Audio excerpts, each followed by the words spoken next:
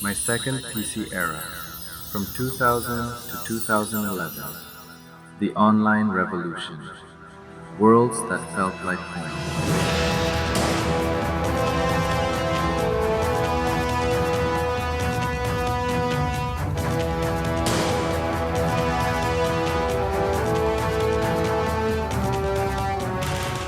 The second era of PCs began in grand style. It was a revolutionary era, as games became increasingly extensive, filled with ever deeper content and increasingly daring missions that maximized the player's dedication time.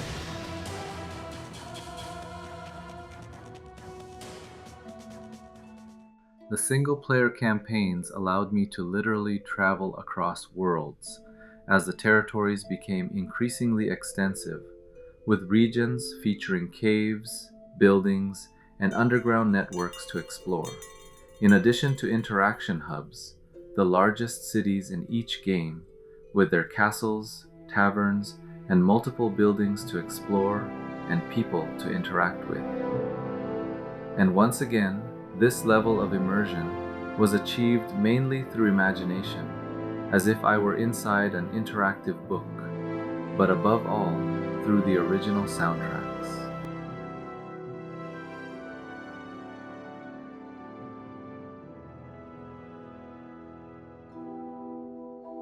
However, the real revolution came with the transition from single-player games to multiplayer online games.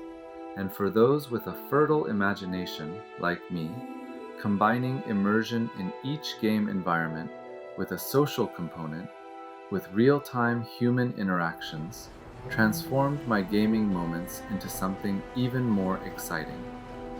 Multiplayer options gradually began to be an increasingly essential component of the titles that were coming onto the market. And for those who didn't want to leave the comfort of their home, but liked to socialize with friends, a good online game began to be as precious as morning coffee. Epic games of my second PC era.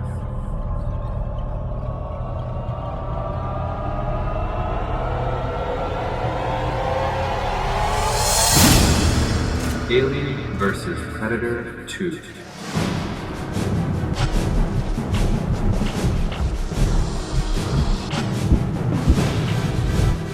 I had 4 magnificent experiences with online games in this second era of PC gaming, 3 of which became epics. This was my first real experience with online gaming modes. It couldn't have been in a better universe, because combining the fantasy of the 2 movie universes, Alien and Predator, with the fact that I could emerge in an online space and battle real players from all over the world delighted my mind.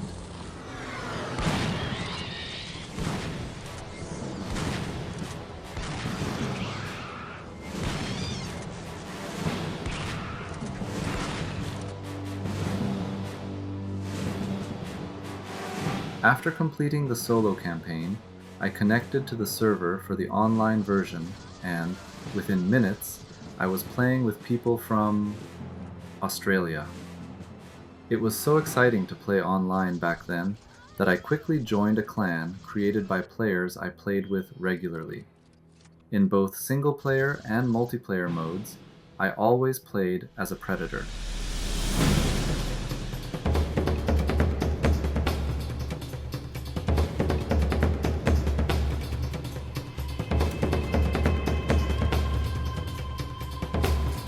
The tactical use of its fearsome weapons, the ability to become invisible for moments and catch unsuspecting players off guard, oh my god, it was unmissable. I remember, for example, being on one of the maps, online game areas, for a long time in the treetops with thermal vision, watching the players who were also entering this area and catching them by surprise, giving them a big scare. Those were times of incredible experiences where I created my own reality from fiction. Like when I built from scratch, without knowing anything about programming, a website for the clan of players I was affiliated with. The headaches of its creation were well diluted by the beauty and originality of the final product.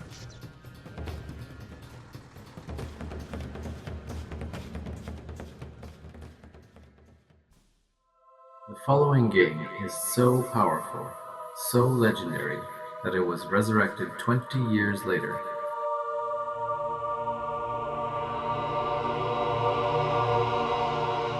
Diablo II, Lord of Terror.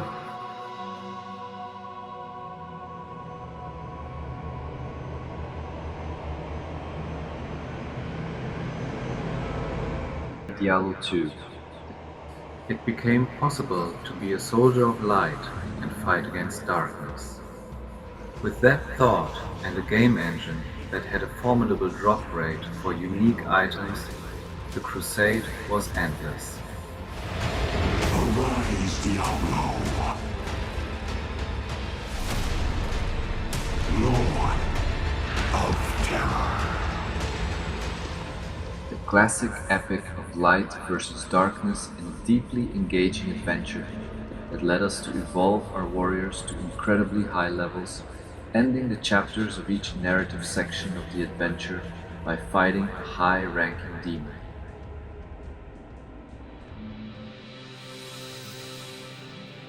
I took my sense of mission in this game very seriously and chose to play it in single-player mode, so I enjoyed every second, observing every graphic detail and every sound to the fullest. The community for this game grew along with its online aspect. In addition, the item drop rate was something that captivated us intensely, leading us to repeated quests in search of the ideal items for our characters. Without a doubt, the best game in the entire Diablo saga.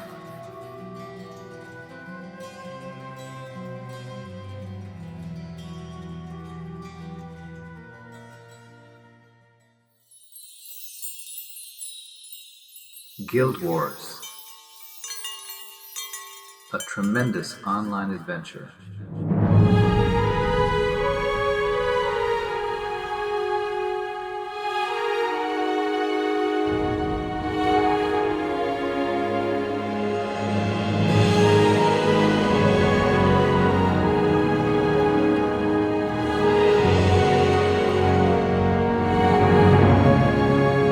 I was connected to these universes for several years, and 3 of them, since they were massive multiplayer online games, had permanent universes 24/7, exploring regions, endless missions, evolving in professions and specific events for groups of players, or simply enjoying the spots of interaction between players. Especially when we have someone at home with whom to share these moments of pure daily escape and great adventures.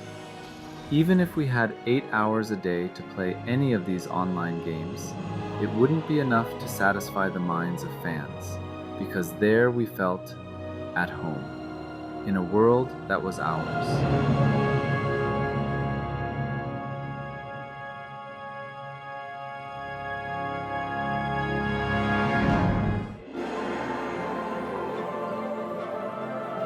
Guild Wars was my first massively multiplayer online game.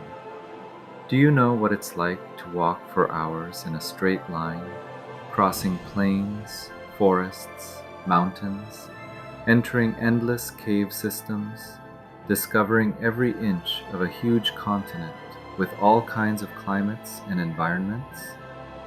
Guild Wars was even more than that. It was impossible to get tired of playing, because the game's melodies, composed by the magnificent Jeremy Soule, put us in a unique mood, and whether it was challenging missions or simply traversing a mountain range, I felt a great inner peace.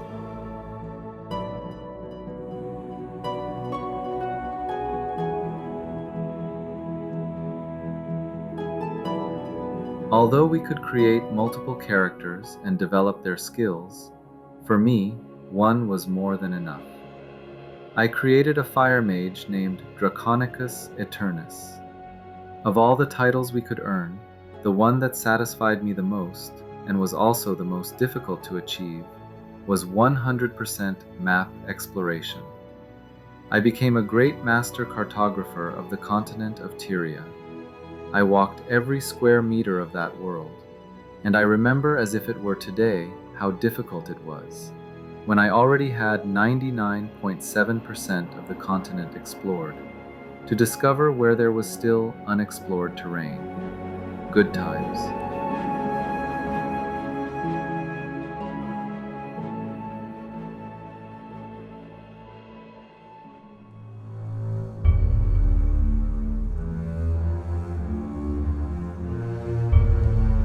I never read the books, but I saw all the films in the series at the cinema.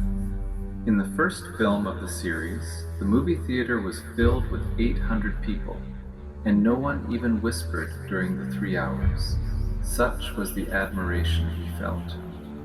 Due to its success, years later, a game based on this world was created.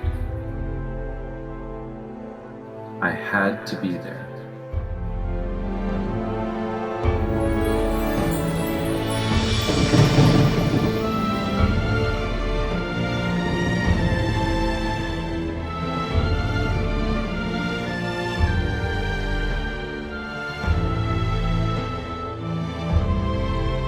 I could spend hours explaining why Lord of the Rings Online was so engaging, but I guarantee that no matter how well I expressed myself, I would never be able to touch the sacred core of your hearts unless you had also experienced this world, unless you were there.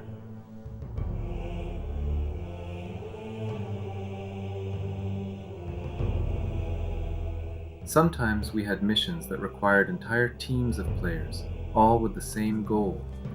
The professions we could pursue required resources, ingredients, some common, others extremely rare, and even with the famous auction in the city of Bree, most of us had to go out and collect them through exploration, fighting enemies, etc.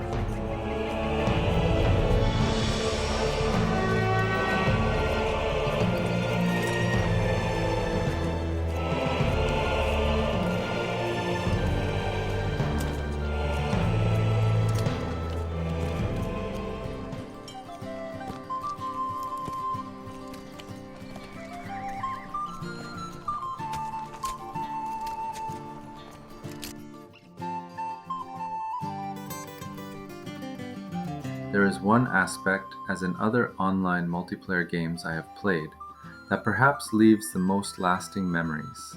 The freedom factor, the pleasure of traveling without following any tutorial or guide and exploring entire regions with total surprise. This is undeniably the greatest pleasure I got from my time here, traveling and enjoying the scenery.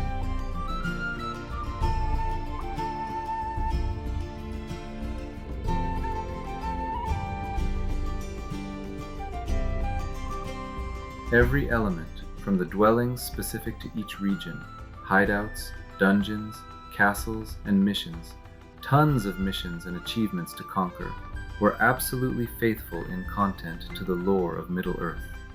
For me, this game had the highest level of socialization in a digital environment. The music was faithful to the lore, the narratives, the gradual degrees of difficulty with each new zone I explored. In short, an online game that we can consider perfect.